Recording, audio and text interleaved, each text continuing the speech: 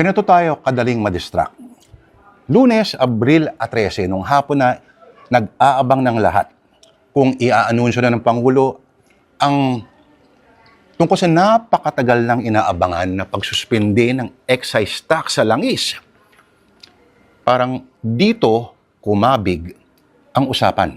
Nag-jumping jack at nag-jogging pa nga si Pangulong Bongbong Marcos para patunayang maayos ang kanyang kalagayan. Nag-jumping jack na siya sa labas. Nag-jogging siya. Pinakita niya na maayos yung kanyang kalusugan. At bago siya magsalita, nagpakitang gilas uli ang Pangulo, nag-jumping jack. Ang estado ng kalusugan ng Pangulo.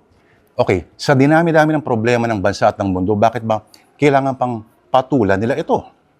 Yung sa ingay sa social media na malubhan na raw ang sakit niya. At ang usap-usapan ay, sa bagay, regular na sumusulpot-sulpot naman. At parang si Manong Johnny noon, hindi mamatay-matay.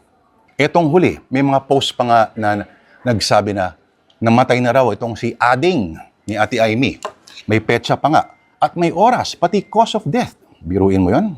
Maging mga larawan na alam natin na napakahirap pikein talaga sa panahon ngayon. At dito siguro nagtataka tayo, ano naman ngayon kung machismis siya na may sakit? Kung wala naman talaga. Kung buhay pa naman siya, bakit kailangan pang patulan ng chismis na patay na siya?